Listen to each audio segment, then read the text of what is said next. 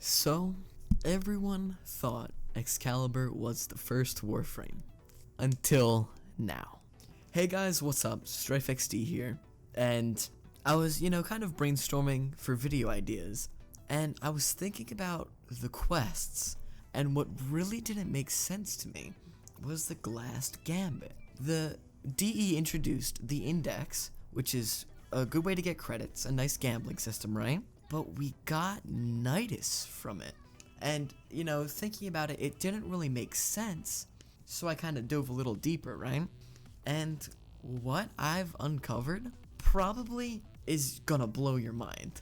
So sit back and try to follow me here. So here's my theory. The relic that we got from the Glassed Gambit is an old war relic, which was Nidus's blueprint. So, my theory is that Nidus is from the old war, obviously, but he was the first Warframe. Now, before you say that, oh, it says Excalibur is the first Warframe on the, actual wiki, right? It says that Excalibur was possibly the first Warframe. Now, my reasoning behind this is the Orokin, alright, going way back to the old war, right? The Orokin made the Infestation to fight the Sentients. This was their big secret weapon, trying to keep the Sentients at bay. Turns out, it didn't work very well. So, they looked for an autonomous way of fighting the Sentients, aka Warframes. Now, this would make sense, they want to make Warframes, so they just make Excalibur. But here's where I think Nidus fits in, right? So it would make sense if maybe the Orokin took the Infested, which was, their main weapon, and they formed it into the first prototype, or the first Warframe. This again would make sense because they wanted an autonomous way of fighting Sentients. And if you look at Nidus, if you build him right pretty much, he is autonomous. What he does is he's self-sustaining. He uses his larva, draws enemies in, uses his virulence to gain the energy he used back, if not more, and to gain stacks. He repeats that until he can use his ravenous, get even more stacks. And here's the thing: when he gets enough stacks, he can't die. When he dies, he pretty much regenerates immediately, but has to gain those stacks back. In theory, this is the perfect thing for the Orokin to fight the Sentients.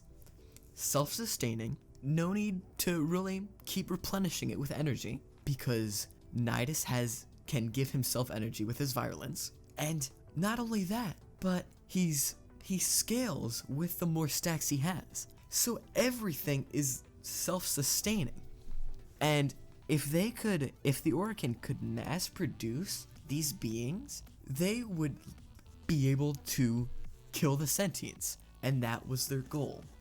Now, I know this theory is kind of outlandish, right? But again, if you really think about it, bare bones, right?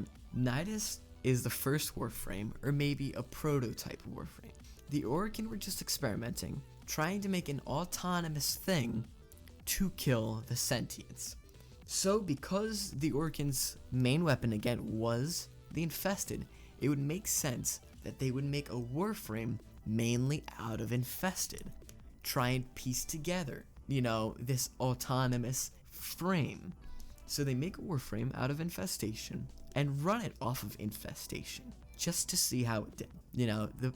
A whole bunch of Infested. Why don't we make the Infested Warframe run off of Infested? Because we have so much of it, right? It would later turn out that this Warframe that they made was Nidus, and it was a great success, and it did well. So then they technologically advanced it, put the Infested flesh in a frame, and technically made the first official Warframe, Excalibur. When you look at it now, it doesn't seem so crazy, does it?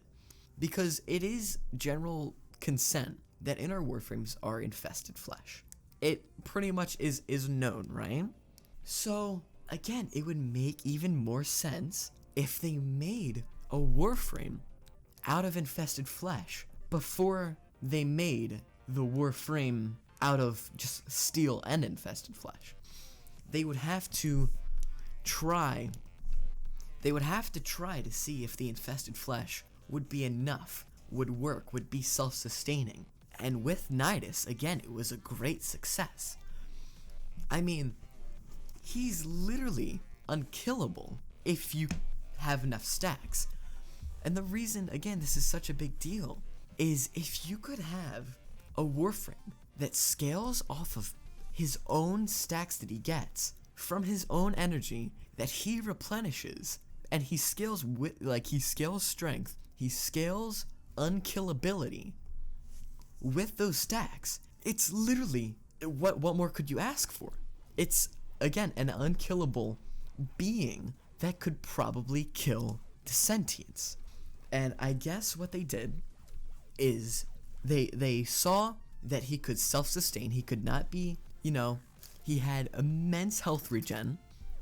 So they made weapons for him. The Hema, and I think it's called the Hirudo. I could be wrong. These weapons both regenerate health. The Hema regenerates health on headshots, and it uses health to make ammo. This is crazy, because now you have a Warframe that has health regen and is self-sustaining, and then you have a weapon that is self-sustaining because it's leeching off of the Warframe, who is always regenerating health. Again, keyword, self-sustaining.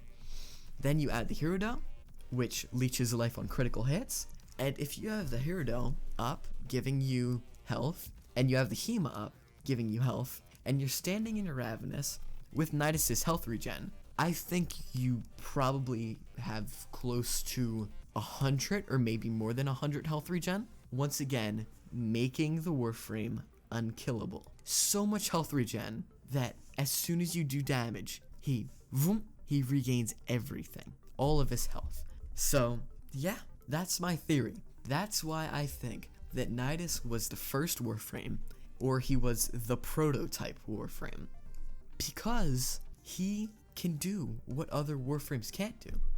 I mean, sure you can put rejuvenation on your Warframes, but he has innate health regen.